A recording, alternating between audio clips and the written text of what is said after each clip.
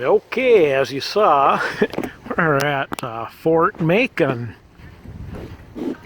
here on the outer banks of North Carolina, the Morehead City Atlantic Beach area, out on the barrier island.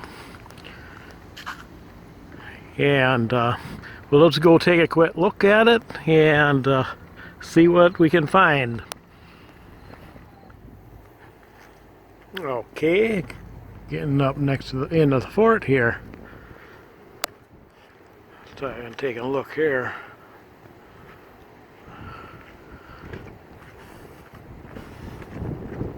Hopefully I'm blocking the wind with my hand. I have no idea how this phone handles it, but as you can see, this fort is dug down like into the sand, into the ground, which is sand out here. Just walk through this little tunnel down in the inside here.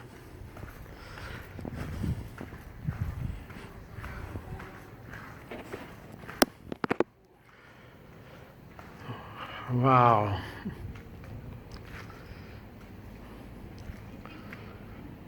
And this is the inside here.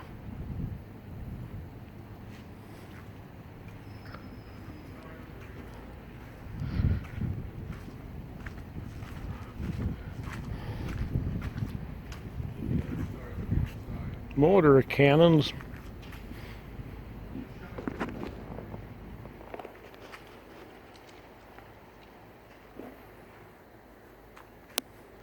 I think I'm going to go out like into the center there, and I'll just take a turn around the whole, look at the whole fort from the inside.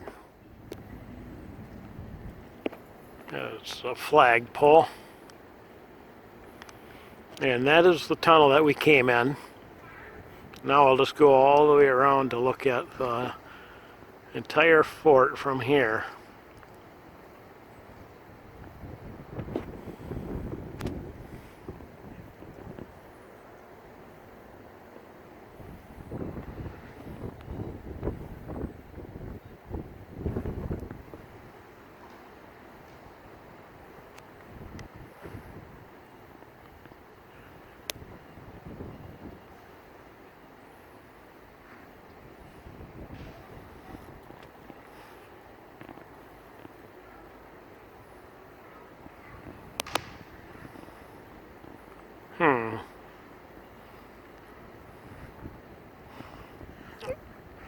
Okay, I'll take a look at these steps over here.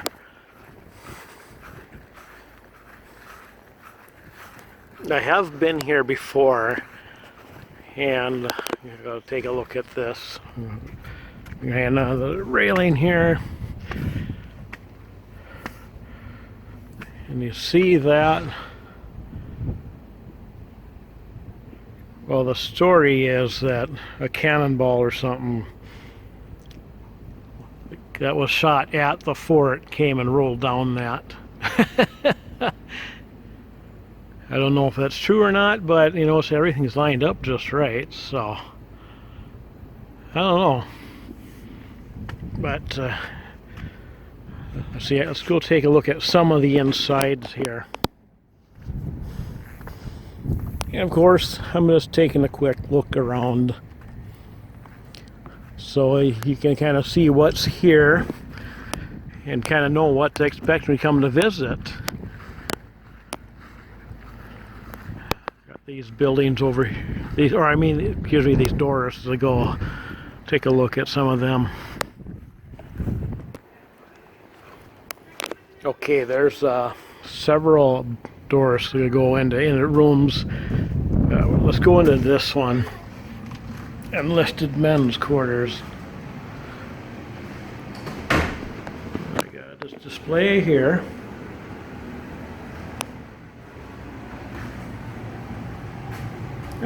Lights went out.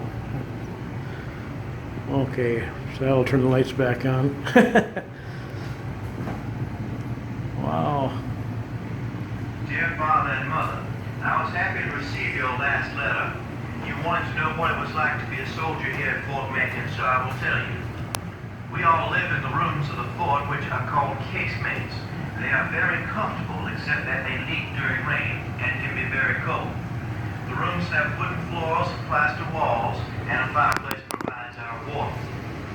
We all sleep in big wooden bunk beds, which are made for 4 men. That is, 2 men each on the top and bottom levels. Our mattresses are cotton-tick bed sacks stuffed with straw. Apparently that's the guy that's talking. Each man receives an allowance of 12 pounds of straw to stuff his bed sack with. Each man also has a heavy army blanket for warmth. There are no bed linens for us and no pillow, unless a man wants to roll up his jacket or overcoat and place under his head.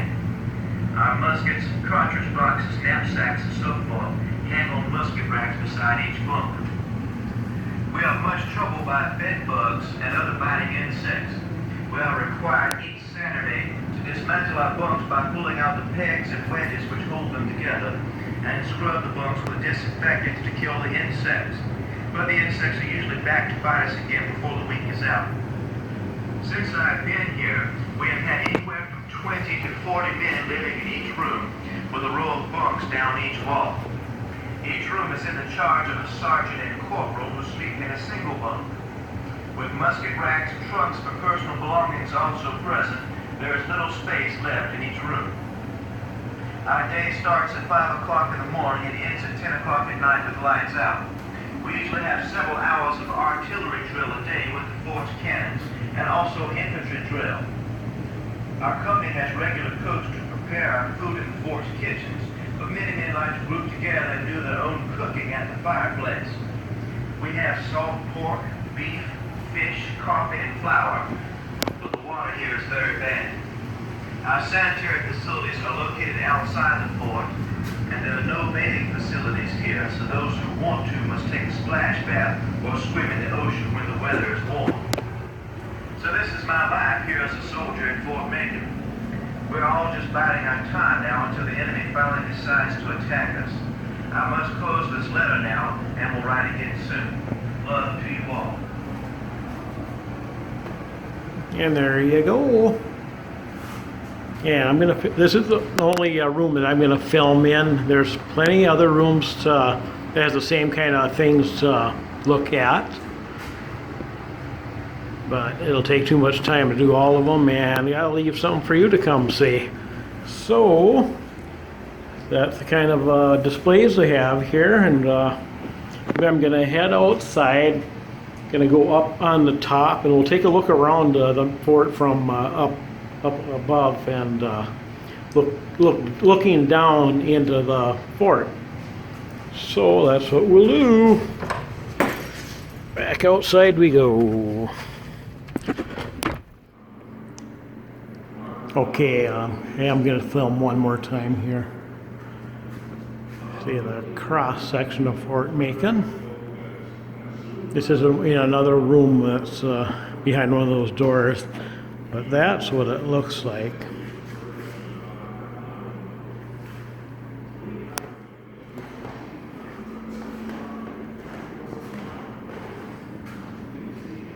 Take a little look all the way around here.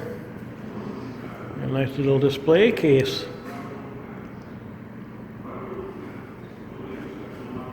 Yeah, let's take one look at one more thing here. I got a little construction of Fort Macon, 1826 through 1834 is how long it took to build. 9.2 million bricks were used to build it. Wow. Okay, did someone keep count or what? But yeah, this is inside another room here. Okay, this time original stair railing. Okay, all right, this time I'm gonna head up there. Okay, I'm up on the top now. I can looking down into the fort. See the flagpole, the visitor center roof is right beyond there. We've got cannons, and of course we've got wind. And over that direction, that is Beaufort over there. You can see how they constructed it. Don't want to get too close to the edge here, but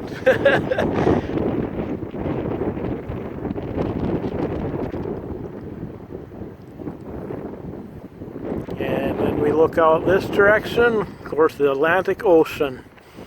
And if I got my bearings right,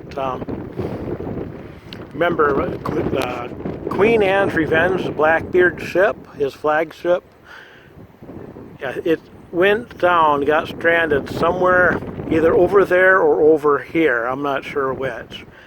But that's the general area where Queen Anne's Revenge went down and sunk. And even now they're in the process of recovery of artifacts. And that was 306 years ago, I think it was. Well, 3 centuries. And they're able to pull things up now. There's the road coming in.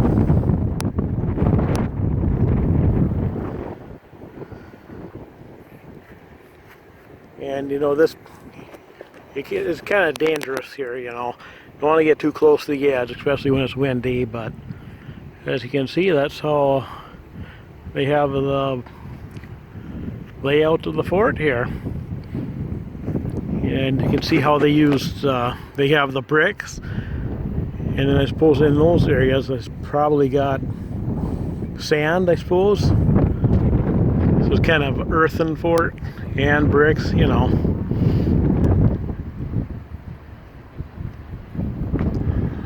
Okay. And I don't know what else to look at from up here, so maybe I will go down below again and show you some of the hallways that's beneath me. Alright, just came down those steps and back down down here again. And we're gonna go in here. Maybe we'll get out of the wind. Wow, for the wind. Stand still, it comes in sharper. Kind of dim in here, but we've got bars on the window. I don't know if it was a jail or it's just to keep people from crawling around, maybe. I don't know. Oh, what about this? But you can see the, what would they call that? The parade ground or staging ground, whatever, out there. And these are rooms that come off of there. Several identical rooms. You can just walk along the wall here and see another one. Do one more and then I'll head over this way.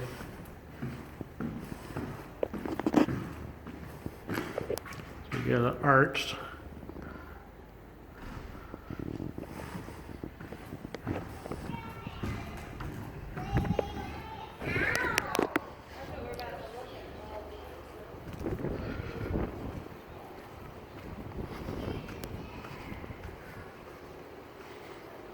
See, and behind these doors in those rooms they have displays, just like that enlisted one. See, there's that one, 19th century soldier life, from different eras of Fort Macon. Oh, more between the states.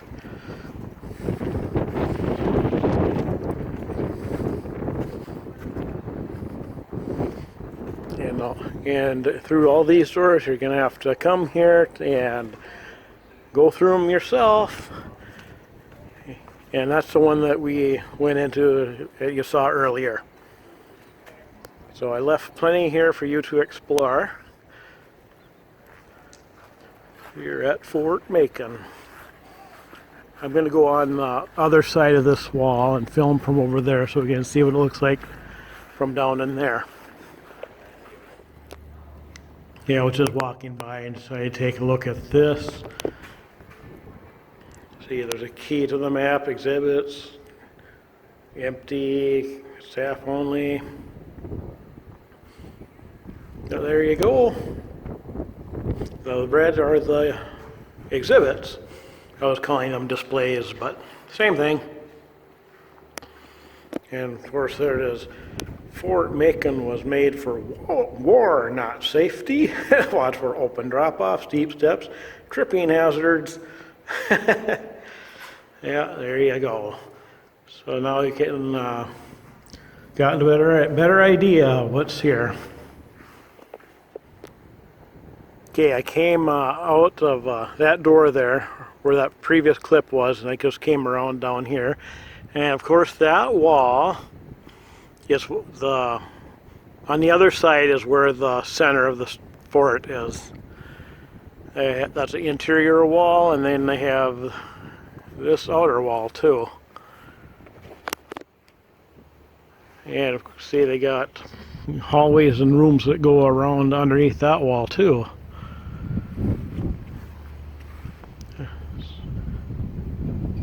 But there we go.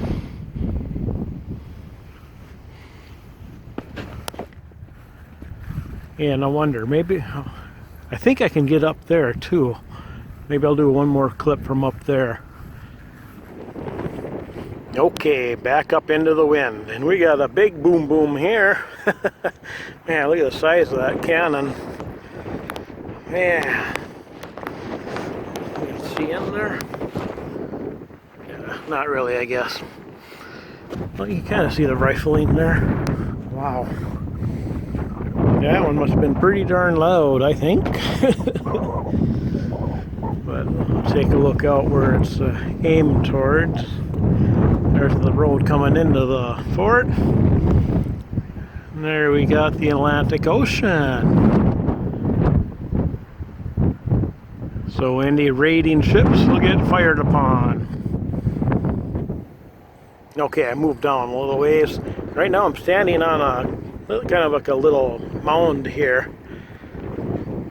I don't know if that was actually built as part of the fort or what reason it's here, but anyways, I'm at a little higher elevation, so let's take a look at the fort one last time from up here in the wind.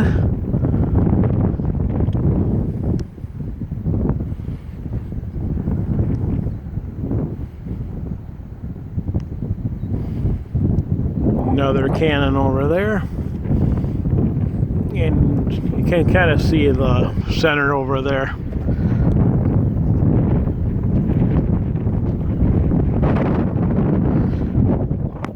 Okay, I'm going to take and get out of the wind and then probably do the concluding clip on the very next one, I think.